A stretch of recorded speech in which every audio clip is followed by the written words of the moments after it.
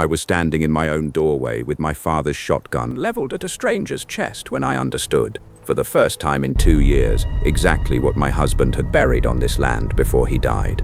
Dutch Colby sat his horse at my gate with 3 riders behind him, all of them armed, all of them patient in the way men are patient when they believe time is on their side. Silas Coulter stood beside me on the porch, his hand resting near his belt but not on it, his grey eyes fixed on the man who had once been his partner and was now, plainly, his enemy. Behind us, I heard Nate Vance's boots on the barn ladder, coming down fast, and I knew without turning that he was reaching for the rifle he kept hung by the door. Nobody had drawn yet, but everybody was one wrong word away from it, and I was the one standing closest to the wrong word. To understand how a ranch cook from Sable Creek, Montana territory ended up at the center of that, you have to go back 2 years, to the Tuesday I buried my husband. Amos Coulter died of a fever that took 11 days to finish what it started, and I dug half his grave myself because the ground was still hard from a late frost and Reverend Combs was 71 years old. I was 27 that April, and I inherited 400 acres my father had proved up under the Homestead Act back in 1868, plus the 160 Amos had added through purchase, plus a note at the Sable Creek Trust Company that came due every November whether I had the money or not. The note was $240 that first year. I had $60 and a herd too small to sell down without losing the whole operation. A ranch hand's wage in that country ran $25 to $40 a month, and I could not afford to hire the help I needed, so I did the work of 2 men and told myself that was simply what widows did. Nathaniel Vance ran the smithy in town, and he had been quietly present in my life since before I understood he intended to be. He fixed my wagon wheel the week after the funeral and would not take payment. He brought flour when the general store raised the price to 5 cents a pound, and my accounts could not absorb it, setting the sack on my porch without knocking, the way a man leaves something for someone he does not want to embarrass. I had known him 11 years, since he'd come west after his own family lost their homestead to a banknote he'd been too young to save, and something in that old wound of his seemed to recognize something in mine. He never asked for anything. That was the thing about Nate.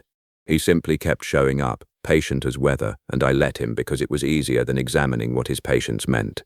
I remember one evening that first winter, watching him work the forge through the smithy window while I waited on a hinge repair. The orange light of the coals moving across his forearms, sparks lifting and dying before they reached the rafters. He never rushed the iron. He waited for it to be ready, and only then did he strike, and I thought at the time that a man who worked metal that way probably handled everything else in his life the same patient manner, though I did not yet let myself wonder what that might mean for me. My father had proved up our original claim in the spring of 1868, back when a family only needed to live on the land and improve it for 5 years to make it legally theirs, and I had grown up believing that anything worth having on this frontier was earned slowly, through work nobody saw and nobody thanked you for. Nate seemed to believe the same thing, and that, more than anything he ever said aloud, was what kept me from sending him away. I found the letter in March of the 2nd year, tucked behind a loose board in the tack room where Amos had kept things he didn't want found casually. It was from Silas, dated 18 months before Amos died, and it named a debt I had never known my husband was carrying.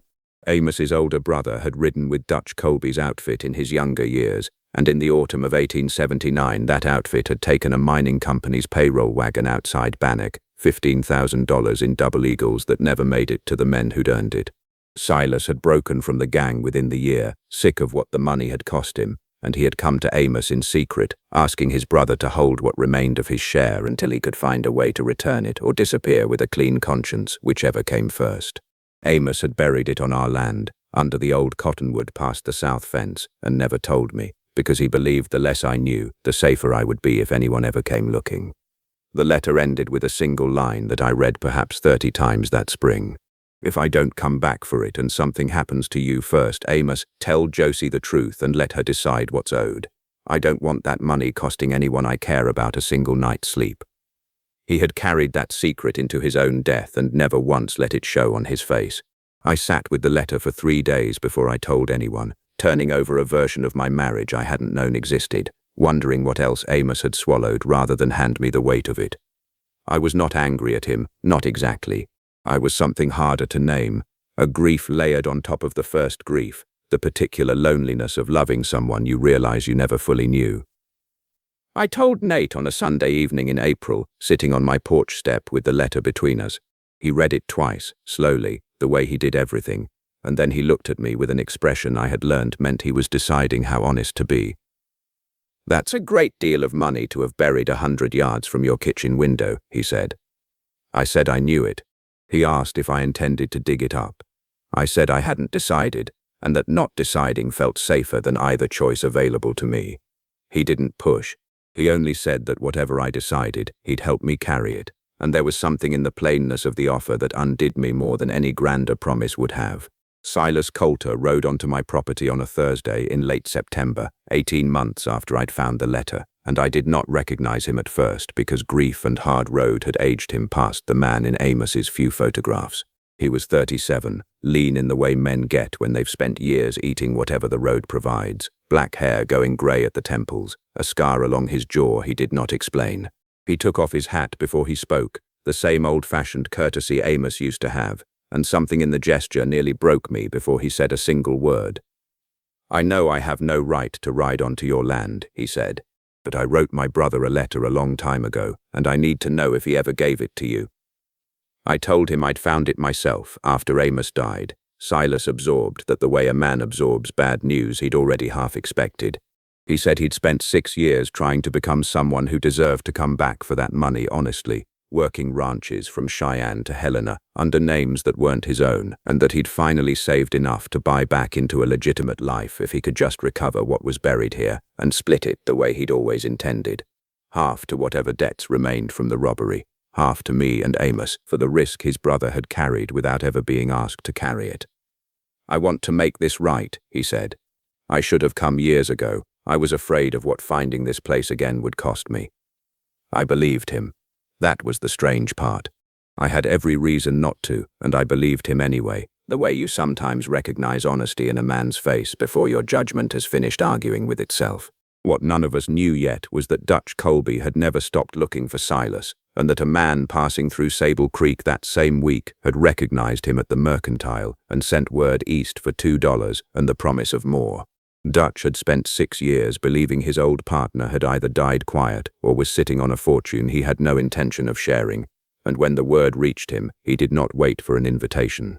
We dug up the gold on a Tuesday morning in October, under the cottonwood past the south fence, and it was exactly where the letter said it would be, wrapped in oilcloth gone brittle with years underground. Silas counted it out on my kitchen table with the careful precision of a man handling something he'd thought about every day for 6 years, and when he pushed half of it toward me, I told him I couldn't take stolen money and sleep easy with it either. We argued about that for the better part of an afternoon. In the end, we agreed to use my portion to pay off the note at Sable Creek Trust and return the rest, quietly, through the county clerk, to whatever remained of the mining company's obligations, a decision that cost me nearly everything I thought that money could have bought and gave me something I hadn't expected in exchange, the particular piece of owing nobody anything I couldn't account for. We did not know Dutch was already 2 days from Sable Creek when we made that decision. The days between the digging and his arrival were the quietest of that whole autumn, and I have thought since about how a person can feel something coming without any evidence at all. The way cattle grow restless before weather they cannot see yet. Silas slept light those nights, the way I imagine a man sleeps after 6 years of listening for hoofbeats that were not always imagined. He took to sitting on the porch after supper with his back to the wall and his eyes on the north road, and I told myself it was simply old habit, though some part of me had already begun bracing for something I could not yet name. He arrived on a Friday evening with 3 riders and the flat, unhurried confidence of a man who believed the math was entirely in his favor. I was at the stove when Nate came through the door without knocking, which he never did, and said there were 4 horses coming up the north road and he didn't like the look of the men riding them. Silas went pale in a way I had not seen from him even the day he confessed everything. "That's Dutch," he said. "He found me. I have spent 2 years since that letter learning that fear does something particular to a house, tightening every board and window until the whole place seems to hold its breath. I felt that tightening as I took my father's shotgun down from above the door, my hands steadier than I expected them to be, and walked out onto the porch because I decided, in the space of about 4 seconds, that I would rather face whatever was coming than wait inside for it to arrive on its own terms. Dutch stopped his horse at the gate and looked at Silas for a long moment before he spoke. "Been a long 6 years," he said. "I hear you found God and honest work." Silas said he'd found something like that. Dutch's gaze moved to me, unhurried, cataloguing. "And you'd be the widow," he said. "I understand you've got something of mine buried out here." "It's not buried anymore," I said. "It's spent. Half went to the county for the men your outfit robbed, and the other half paid off my note at the bank. There's nothing left to take." Dutch did not believe me, not at first, and that was the moment everything went very still.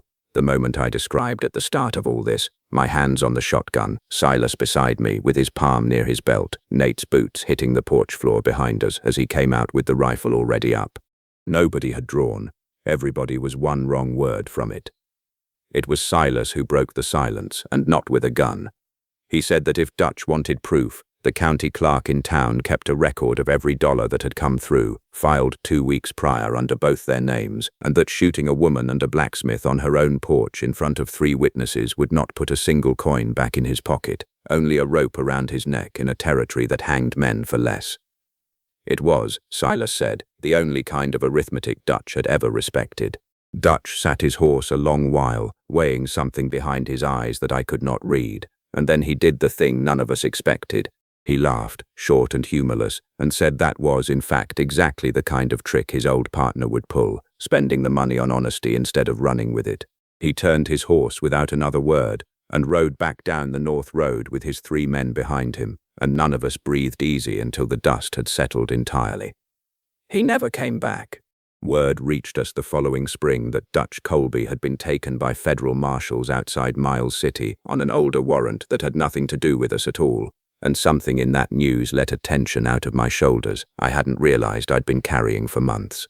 Silas stayed through that winter, working the ranch with a steadiness that surprised both of us, and in March he told me he'd found honest work waiting on a spread outside Helena, and that it was time he stopped haunting his brother's grave and started living somewhere he could look at himself in a mirror without flinching. Before he left, he stood at the cottonwood with me one last time, at the empty ground where the gold had been. "I owe you more than I can pay back," he said. I told him he'd already paid it, the day he chose the truth over running, and that Amos would have called that debt settled. Nate found me at the cottonwood an hour after Silas rode out, and we stood there together in the last of the March light, not saying much, the way we'd learned to be comfortable saying very little. I opened my mouth to tell him something I'd been circling for the better part of 2 years, and the words simply would not come, the way they hadn't come 3 separate times before this one. He noticed. He always noticed. "Take your time," he said. "I've been patient about slower things than this." I laughed despite myself, because it was true, and because I understood, standing there, that a man who could wait 2 years without once making me feel rushed was not a man I needed to be afraid of trusting with the rest of it. I told him the following autumn, on the same porch where I'd once stood with a shotgun, that I loved him, and that I had for longer than either of us had said out loud. He didn't look surprised. He only reached over and took my hand, the way you take hold of something you intend to keep for good. We were married the next spring under the cottonwood, because I told him no other spot on the ranch would do, and Nate understood exactly why without my having to explain it. He never once asked if I still thought about the gold, or what might have happened if Dutch had made a different choice that Friday evening. He only asked, every October when the ground turned cold, if I wanted company while I checked the old fence line past the south field. I always did. Some ground, once you've stood on it with a shotgun in your hands, you don't walk past alone again if you can help it, and some men, once they've proven they'll stand there beside you, you don't let go of either.